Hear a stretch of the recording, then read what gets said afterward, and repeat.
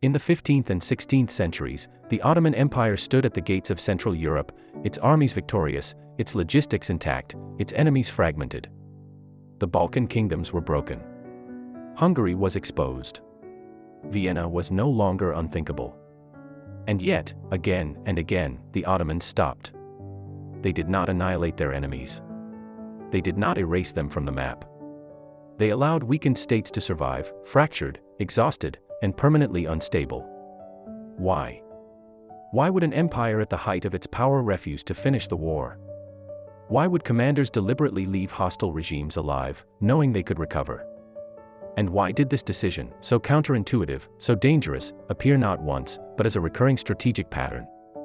Because this was not hesitation. It was not mercy. And it was not a failure of nerve. It was a form of warfare designed not to end conflict, but to prolong decay. And that choice carried a cost few historians are willing to confront. This documentary is not about Ottoman battles, siege timelines, or lists of victories. It is about a strategic decision that violates one of the oldest assumptions in warfare: that the purpose of war is decisive destruction. The Ottomans repeatedly chose non-annihilation when annihilation was possible. They halted advances not because they were weak, but because continuing would have created a different, and in their view, more dangerous, problem. The strategic question is not whether the Ottomans could have destroyed their enemies. It is why they calculated that doing so would be worse. This was a gamble rooted in systems thinking. Logistics over glory. Political friction over territorial expansion. Managed instability over absolute control. A strategy that assumed an enemy kept alive, but weakened, could be more useful than one eliminated outright. But such a strategy only works if every assumption holds. If one fails, the entire structure collapses. And that is where this story truly begins. Because to understand why the Ottomans stopped, we must first understand the constraints that made total victory a trap. To understand why the Ottoman Empire repeatedly chose not to annihilate its enemies, we must first discard the simplified map most people carry in their heads. This was not a binary contest between Ottomans versus Europe. It was a fragmented, unstable system stretching from the Adriatic to the Hungarian plain, filled with half-collapsed kingdoms, rival dynasties, religious fault lines, and overlapping claims of authority. The Ottomans were not confronting a single enemy. They were confronting a strategic ecosystem. A fractured opposition, not a unified front. By the late medieval and early modern period, the Balkans and Central Europe were politically brittle. Local kingdoms were weakened by dynastic succession crises, internal noble rivalries, religious divisions between Catholic, Orthodox, and emerging Protestant powers, competing obligations to external patrons. Hungary, Wallachia, Serbia, and their neighbors did not function as a coherent defensive bloc. They functioned as adjacent stress zones, each with its own internal fractures. From a purely military perspective, this looked like an invitation.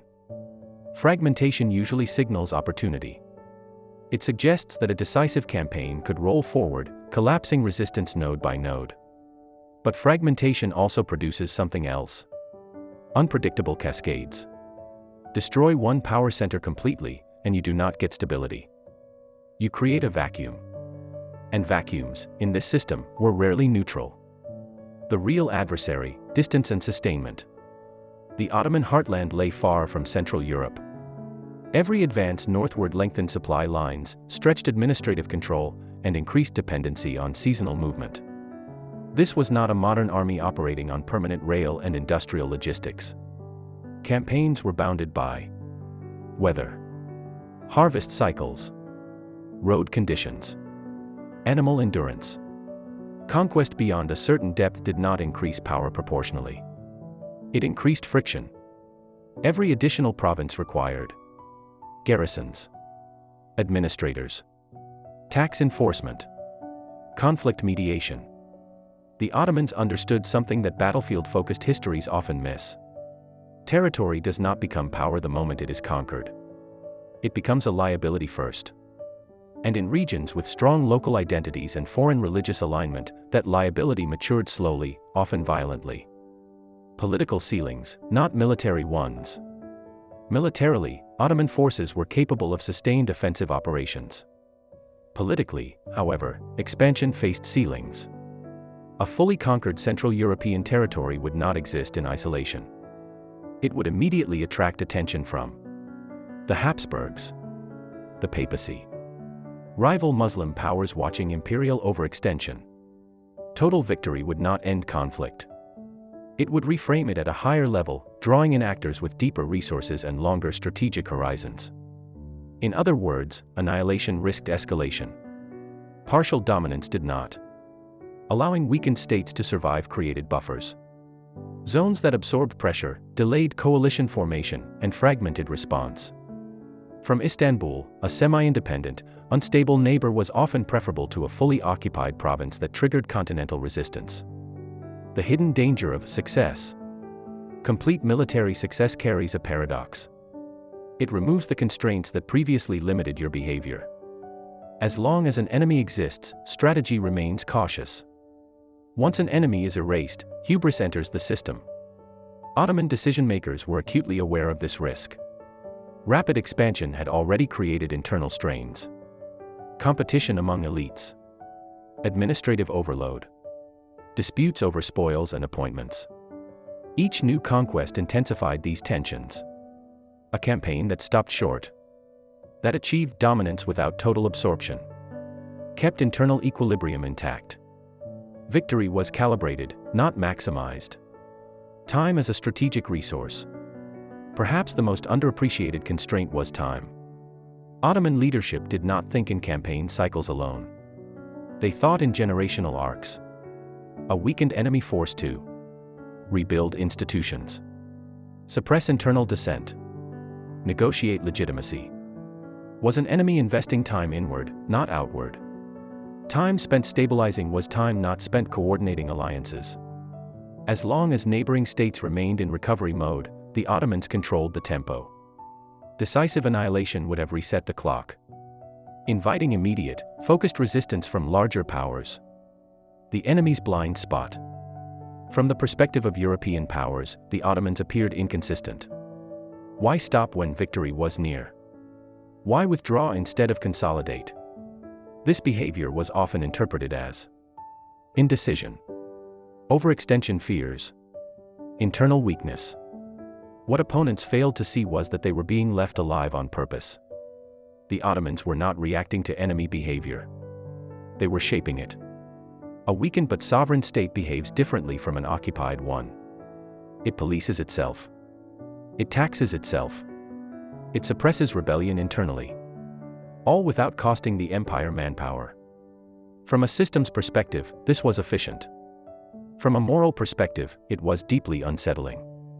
The constraint that matters most. All of these factors, logistics, politics, distance, time, fed into a single overriding constraint. The Ottoman Empire could win battles faster than it could digest victories. And when digestion fails, empires poison themselves. Stopping was not an absence of ambition. It was an attempt to avoid systemic overload. But this raises an uncomfortable question. If total victory was a trap, what did orthodox military doctrine actually demand? And why would following it have led the Ottomans toward strategic failure rather than success? Because to understand that contradiction, we must examine what correct warfare was supposed to look like, and why it did not work here. Military doctrine exists to reduce uncertainty. It offers commanders a framework, a way to act decisively when information is incomplete and pressure is absolute. But doctrine is built on assumptions. And in this theater, those assumptions quietly collapsed. What correct warfare looked like. In the late medieval and early modern world, orthodox strategy followed a familiar logic. Identify the enemy's center of power. Destroy its army in the field. Seize its capital or dynastic core. Eliminate its ability to reorganize. Victory was defined as irreversibility. A war was considered unfinished as long as the enemy retained sovereign authority, a standing elite, control over taxation and legitimacy. Anything less than total collapse was viewed as a temporary condition. From this perspective, stopping early was irrational. It violated the principle of momentum. It invited resurgence. Most commanders were trained to fear one thing above all else: the enemy that survives. Why doctrine appeared irresistible? Doctrine did not persist because it was simplistic. It persisted because it usually worked. Decisive destruction. Simplified political aftermaths. Reduced ambiguity. Allowed clear claims of success. For commanders operating under intense scrutiny, both from rulers and from history, doctrine offered protection. If the campaign failed, responsibility could be shared with the rulebook. Deviation, by contrast, personalized risk. A commander who chose restraint over annihilation carried full ownership of the outcome. If the enemy recovered, there would be no doctrinal cover. The hidden flaw in doctrinal thinking. What doctrine failed to account for was system load. It treated conquest as a discrete event, not a cumulative process. It assumed that once territory was taken, its integration would follow automatically. In reality, integration consumed more resources than conquest. Every destroyed regime had to be replaced with administrators, garrisons, legal frameworks, religious accommodations. Doctrine optimized for battlefield clarity, not imperial sustainability. The Ottomans were confronting a problem doctrine did not name. At what point does continued success degrade the system that produced it? Why applying doctrine here led to failure? In the Balkan Central European context, annihilation produced cascading consequences. Destroy one state completely, and you force the empire to assume responsibility for border security, mediate local power struggles, absorb hostile populations with external loyalties. Each conquest increased exposure rather than reducing it. Doctrine assumed that removing enemies reduced threats. In this environment, it multiplied them. Worse, annihilation clarified intent. A fully absorbed territory sent an unmistakable signal to other powers. This was not containment, this was expansion without limit. That signal accelerated coalition building. Restraint, by contrast, blurred intentions. A weakened but sovereign neighbor suggested a limited objective. It bought ambiguity. The doctrinal fear that proved misplaced. Traditional strategy warned against leaving enemies alive because of one risk: revenge. The Ottomans calculated that this risk was overstated. A defeated but sovereign state did not immediately seek retaliation. It sought survival. Its priorities shifted inward. Rebuilding legitimacy. Controlling elites. Preventing fragmentation. External aggression became secondary. Doctrine assumed that survival and resistance were synonymous. Ottoman decision-makers observed that survival often meant compliance, delay, and dependency. This was not idealism. It was observation. Why most commanders could not see this? Seeing the limits of doctrine required a different kind of literacy. Not battlefield literacy, but administrative foresight. Most military leaders rose through combat success. They were rewarded for decisive action, not long-term equilibrium. Their incentives favored visible outcomes. Ottoman leadership, especially at the imperial center, operated under a broader calculus. Taxation over trophies. Stability over spectacle. Time over closure. This did not make them immune to doctrinal thinking. It made them selectively disobedient to it. The contradiction at the heart of the decision. Here lies the paradox. If the Ottomans followed doctrine, they risked internal overload, external escalation, administrative collapse. If they rejected doctrine, they risked enemy recovery, accusations of weakness, long-term insecurity. There was no safe choice. The decision to stop was not a rejection of warfare. It was a rejection of warfare as doctrine defined it. But rejecting doctrine does not eliminate risk. It concentrates it. Which leads to the most critical question of all. If this strategy violated every instinct taught to commanders, how did it ever gain approval? Who proposed it? Who resisted it? And what assumptions were strong enough to justify such exposure? Because the moment doctrine was set aside, decision-making entered its most dangerous phase. Unorthodox strategies are rarely born from inspiration. They emerge from pressure, when every orthodox option produces unacceptable consequences. This decision was no exception. There was no single architect. One of the most persistent myths in military history is the idea of a lone strategic genius overturning convention in a single stroke. That is not what happened here. The Ottoman choice to halt rather than annihilate did not originate as a manifesto. It emerged incrementally, through repeated confrontations with the same structural limits. Commanders rotated. Campaigns changed. Enemies shifted. But the constraints did not. Each advance north reinforced the same pattern. Success created obligations. Obligations generated resistance. Resistance consumed administrative capacity. Over time, the imperial center began to recognize a recurring asymmetry. The army could move faster than the state could absorb. That realization did not come from theory. It came from friction. The internal fault line. Inside the Ottoman decision-making structure, the debate did not divide neatly between hawks and doves. It divided along institutional perspective. Field commanders favored continuation. They saw opportunity through the lens of momentum. Administrative elites saw danger. They tracked taxation, unrest, and long-term control. Neither side was irrational. They were optimizing for different failure modes. Military leadership feared the enemy's recovery. The central authority feared imperial indigestion. The decision to stop was not consensus-driven. It was a compromise enforced by system limits. The assumptions that made restraint thinkable. For such a strategy to be approved, even tacitly, several assumptions had to be accepted as true. None of them were guaranteed. First assumption, fragmentation would persist. Ottoman planners assumed that their enemies would remain divided. Not permanently, but long enough. They believed internal rivalries, religious divides, and succession disputes would prevent rapid consolidation. This was not blind optimism. It was pattern recognition. But it was still a gamble. Second assumption, fear would outweigh ambition. A weakened state, spared annihilation, might choose defiance. The Ottomans assumed most would choose survival instead. They bet that fear of renewed invasion would suppress offensive planning, encourage accommodation, delay alliance formation. If that fear diminished, the entire strategy unraveled. Third assumption, external powers would hesitate. By stopping short of total conquest, the empire projected ambiguity. Ottoman leadership assumed this ambiguity would slow external intervention. Not eliminate it, delay it. Time was the currency. If larger powers interpreted restraint as weakness rather than calculation, escalation would accelerate instead of stall.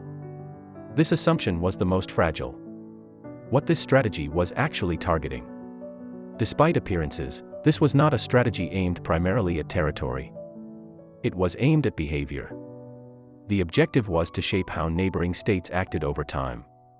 Inward-facing governance. Defensive postures.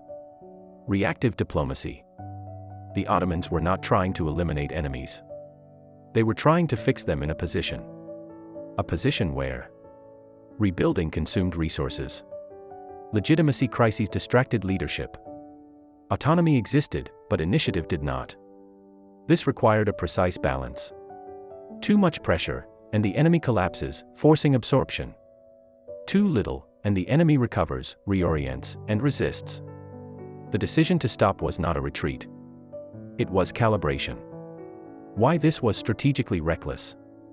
From a doctrinal standpoint, this choice bordered on negligence. It violated the principle of closure. It accepted long-term exposure. Every year an enemy survived was another year of uncertainty. The Ottomans were effectively saying, "We believe we understand the system better than the system understands itself." That is a dangerous belief. Because systems adapt. And when they do, strategies built on static assumptions fail catastrophically. The political risk no one wanted to own. Approving restraint meant accepting a future where failure would be gradual, ambiguous, and hard to attribute. There would be no single moment of collapse. Only accumulation. This created a unique political risk. If annihilation failed, blame was immediate. If restraint failed, blame was delayed and diffuse. Delayed blame is harder to defend. It erodes legitimacy silently. Those who supported this approach were betting not only on enemy behavior, but on their own successors maintaining the same discipline. That continuity could not be guaranteed. Why the decision held, temporarily. Despite all this, the strategy persisted. Not because it was comfortable, but because alternatives looked worse. Total conquest threatened system overload. Total withdrawal threatened loss of influence. Restraint offered a narrow corridor between collapse and escalation. It was not chosen because it was safe. It was chosen because it was the least catastrophic option available. But choosing such a strategy is only the beginning. Designing it is one thing. Executing it, without letting it unravel, is another entirely. Because once restraint becomes policy, every action must be measured. Every misstep becomes amplified. And every enemy reaction matters more than before. Which brings us to the most fragile phase of all, implementation. Because the moment this strategy moved from theory into reality, it became vulnerable to failure at every level. Designing a strategy of restraint is intellectually difficult. Executing it is structurally dangerous. Because restraint does not reduce operational complexity. It multiplies it. From concept to practice. Once the Ottomans chose not to annihilate their enemies, they entered an unfamiliar operational space. This was no longer a campaign with a clear terminal objective. It became an open-ended management problem. Military force still had to be applied, but selectively. Pressure had to be maintained, but never maximized. Threat had to remain credible, but never decisive. Every campaign now had to answer a different question. How much violence is enough? That question has no stable answer. The mechanics of controlled pressure. Operationally, restraint required constant adjustment. Too little pressure invited recovery. Too much pressure forced collapse. The empire had to conduct punitive campaigns without permanent occupation. Enforce submission without dismantling local authority. Project strength while signaling limits. This demanded a level of coordination rarely acknowledged in traditional military analysis. Field commanders could no longer pursue total victory instinctively. They had to stop, often against their own training. That alone introduced friction. Logistics did not disappear, they changed form. Restraint is often misinterpreted as economy. It is not. The Ottomans did not save resources by stopping short. They reallocated them. Instead of sustaining deep occupation, they sustained repeated mobilization, forward readiness, constant intelligence gathering. Armies still had to be assembled. Supply lines still had to function. But now there was no final drawdown. The empire paid not in spikes, but in chronic expenditure. A standing posture of readiness is more corrosive than a single decisive push. The invisible logistical burden. One of the least examined aspects of this strategy is fatigue. Not battlefield exhaustion, but systemic fatigue. Troops were mobilized repeatedly without closure. Commanders rotated through unresolved theaters. Administrators governed border regions where nothing ever truly ended.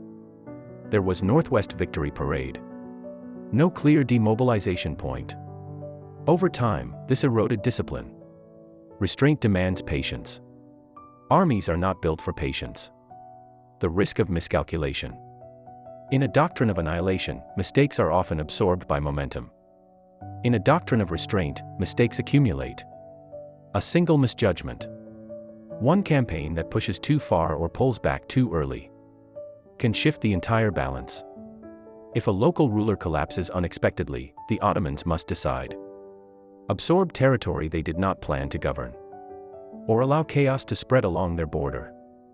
Neither option fits the original strategy. Restraint removes margin for error. Intelligence becomes existential.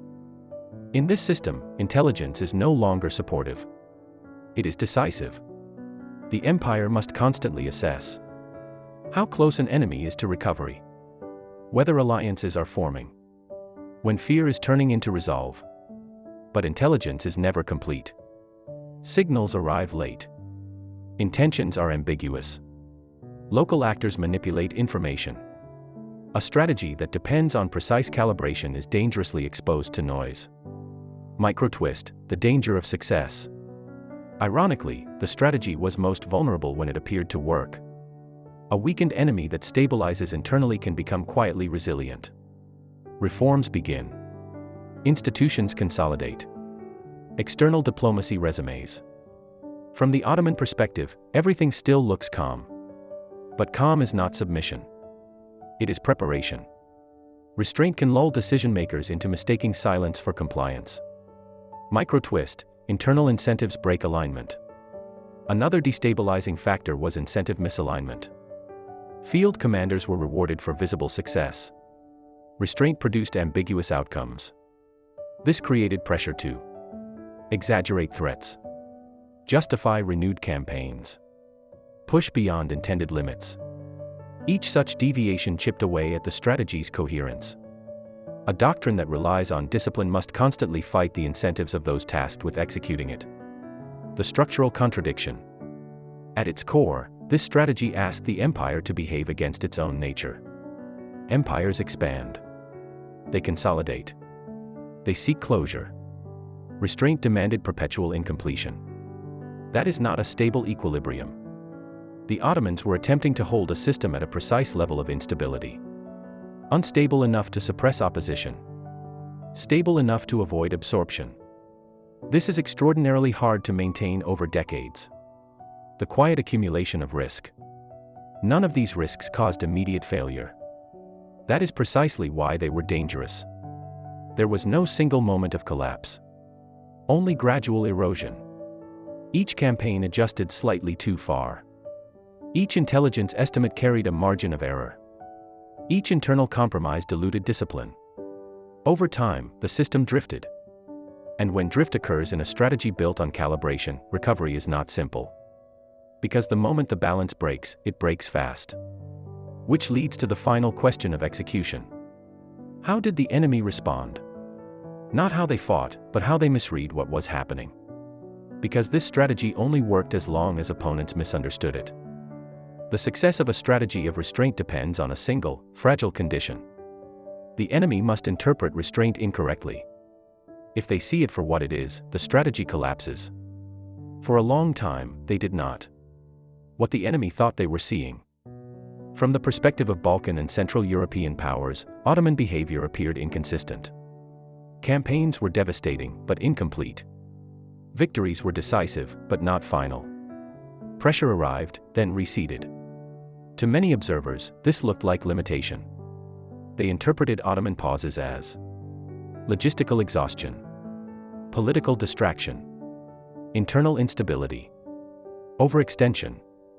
In short, they saw constraint, not calculation. This interpretation shaped everything that followed. Doctrinal blinders at work. European military thinking at the time was heavily outcome-oriented. Victory meant conquest. Failure meant retreat. There was little conceptual space for deliberate incompletion. When the Ottomans stopped, opponents assumed the empire had reached its limit. That assumption rested on doctrine, not evidence. Doctrine taught them that no rational power would leave an enemy alive by choice. Therefore, survival was read as opportunity. The fatal misreading. Instead of asking why the Ottomans stopped, many states asked how long they could exploit the pause. They redirected attention inward. Consolidating authority. Suppressing rivals. Negotiating legitimacy. This was rational behavior, but it played directly into Ottoman expectations. A state focused on self-repair is a state not preparing coordinated resistance. The Ottomans did not need immediate submission. They needed delay. And delay is exactly what their enemies chose. Fragmentation reinforces itself. Another critical misreading concerned regional dynamics. Each surviving state assumed others would bear the cost of resistance. This created a diffusion of responsibility. Why escalate if your neighbor remains neutral? Why provoke when the empire is not advancing? The Ottomans benefited from this hesitation. Restraint fragmented threat perception. No single state felt compelled to act decisively. Because none believed the danger was immediate. The illusion of autonomy. Restraint preserved sovereignty, but hollowed it. Surviving states retained symbols of independence. Rulers. Courts. Diplomacy. But their strategic freedom narrowed. Every major decision had to account for Ottoman reaction. This created a paradox. They were independent enough to be responsible for their own stability, but constrained enough to avoid bold moves. Many leaders mistook this for equilibrium. It was not. It was managed vulnerability. Where the enemy's logic failed, the core error was linear thinking. Opponents assumed, if the Ottomans did not destroy us today, they will be weaker tomorrow. They failed to consider a third option. That restraint could be a sustained position, not a temporary pause. They also underestimated the empire's tolerance for uncertainty. They believed the Ottomans required closure as much as they did. That assumption was wrong. When the misreading began to crack, over time, signs appeared that something was off. Pressure returned with uncanny precision. Campaigns resumed exactly when recovery crossed certain thresholds. Rebellions were punished, not annexed. Borders shifted, but only partially. This pattern suggested intent. But by the time some leaders began to suspect calculation, their options were limited. Internal resources had been consumed. Alliances were delayed. Momentum was lost. Restraint had already shaped behavior. The structural disadvantage of late recognition. Recognizing a strategy late is worse than never recognizing it at all. Once enemies understood that survival itself was being used against them, reversing course was difficult. Coordination required trust. Trust required time. Time was exactly what the Ottomans had been stealing. The enemy did not fall because they were deceived by a clever trick. They fell because their decision-making framework could not process deliberate restraint. The deeper irony. The Ottomans did not win because they were unpredictable.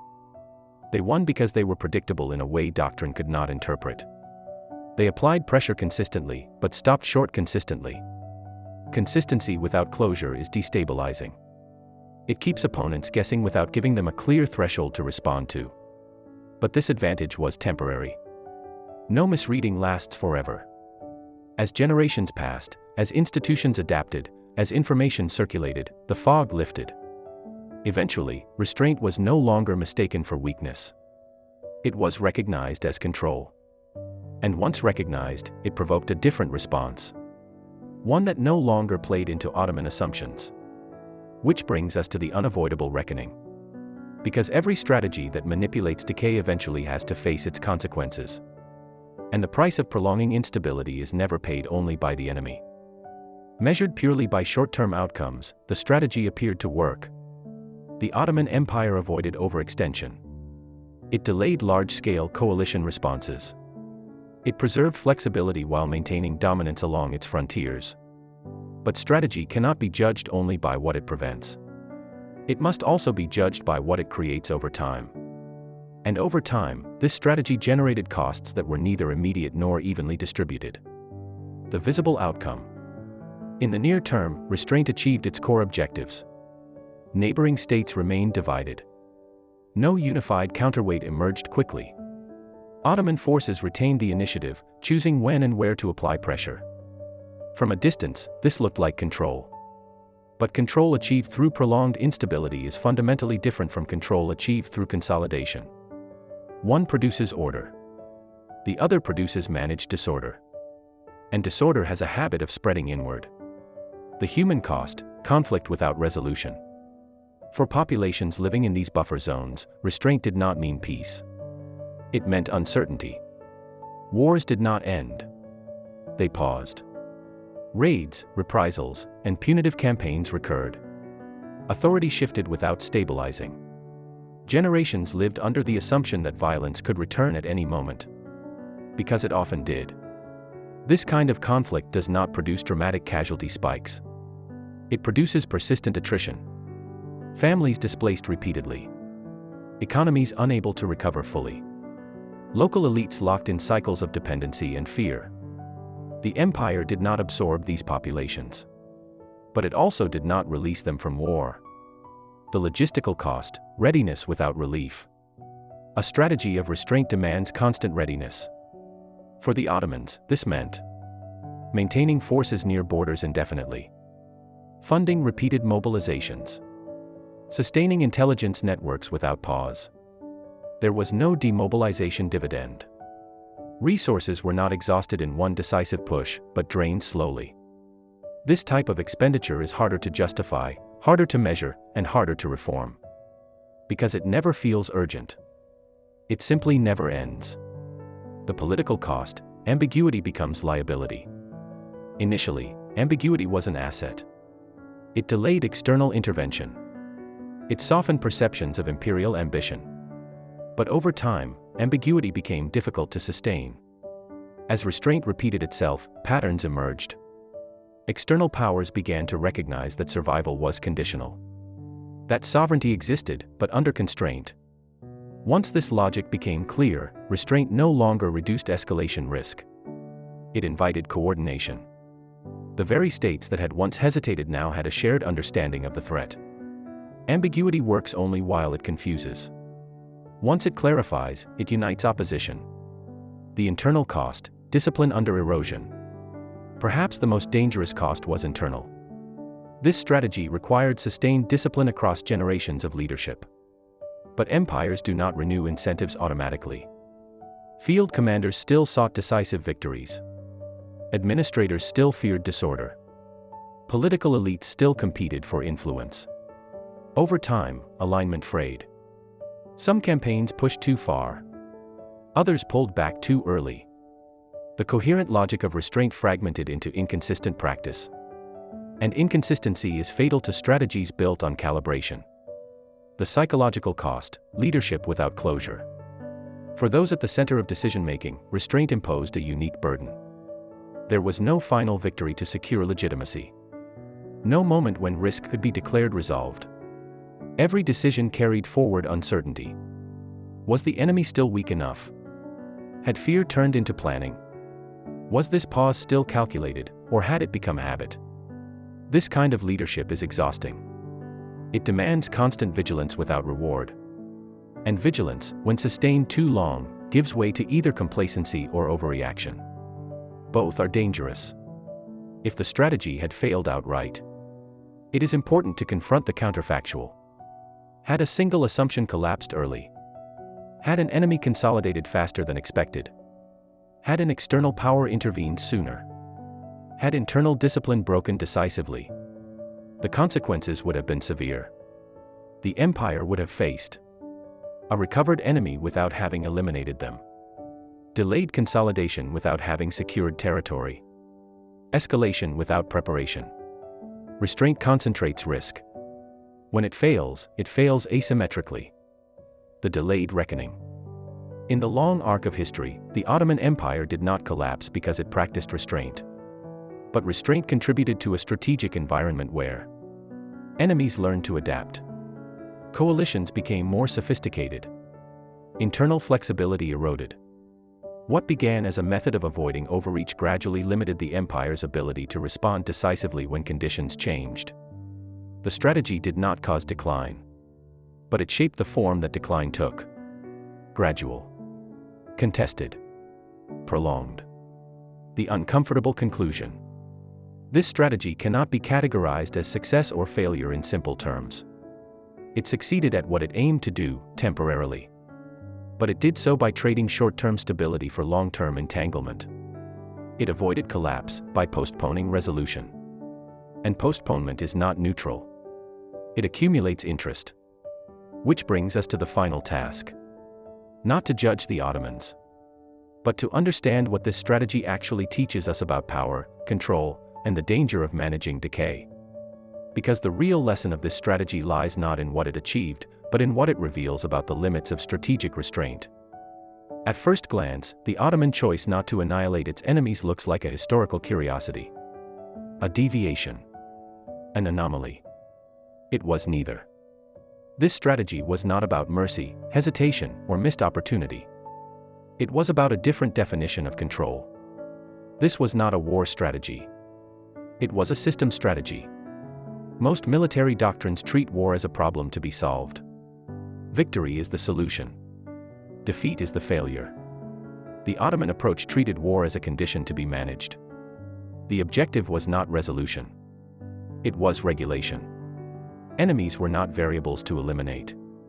They were components within a broader system, components whose behavior could be shaped by pressure, fear, and uncertainty. This is the first principle this strategy exposes. Power does not always seek closure. Sometimes, it seeks equilibrium. The rule it broke. The most fundamental rule this strategy violated was the assumption that decisive destruction produces lasting security. Ottoman restraint suggested the opposite. Decisive destruction can produce obligations that weaken the victor more than the defeated. This reframes victory itself as a potential liability. It forces a harder question. At what point does winning begin to undermine the system that enables you to win? This question is rarely asked in military education, because it has no clean answer. The hidden logic beneath restraint. What made this strategy viable, temporarily, was not strength alone. It was asymmetry of tolerance. The Ottomans demonstrated a higher tolerance for prolonged uncertainty, unresolved borders, ambiguous outcomes.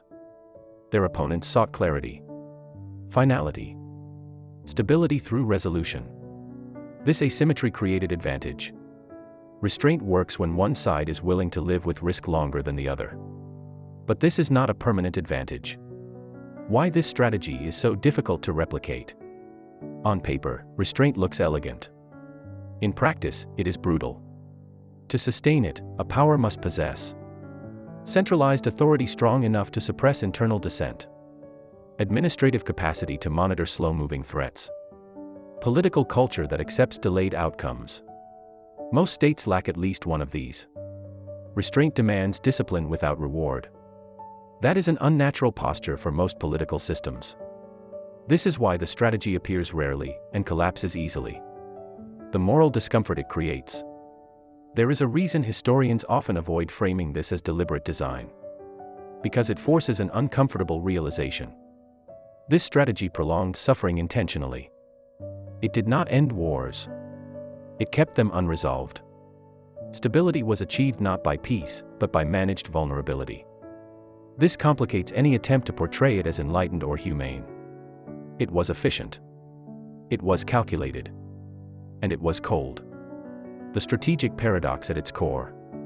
Restraint relies on enemies remaining predictable. But predictability erodes as systems adapt. Over time, opponents learn to coordinate, to reform institutions, to reinterpret survival as preparation. When that happens, restraint loses its leverage. What once delayed escalation begins to provoke it. The strategy contains its own expiration date. Not because it stops working tactically, but because it teaches others how to defeat it. The real lesson. This strategy does not teach us how to win wars. It teaches us something more unsettling. Power can be exercised by refusing to end conflict. But doing so always transfers cost forward. That cost accumulates in human lives lived without closure, institutions stretched by permanent readiness, leaders burdened by unresolved risk. Eventually, someone pays. The only question is who and when. Why this matters beyond the Ottoman case. This pattern did not disappear with empires. Modern powers still face the same temptation. To weaken without destroying. To destabilize without occupying. To manage threats rather than resolve them. The logic feels familiar because it is. But the Ottoman experience offers a warning. Managing decay is not the same as controlling it. And systems held in deliberate imbalance eventually push back.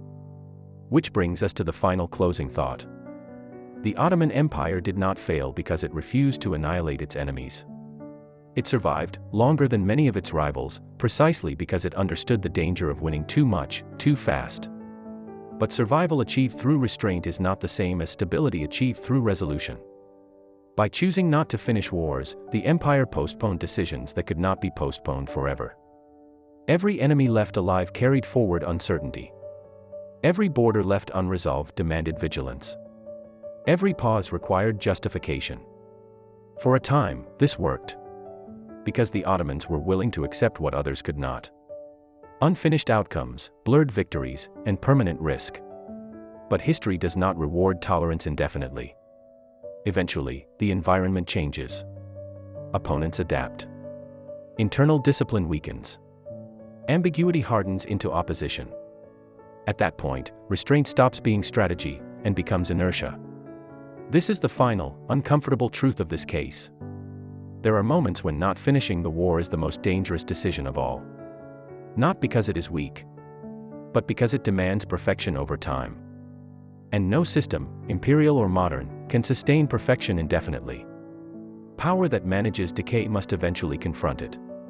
That confrontation is never clean, never cheap, and never optional.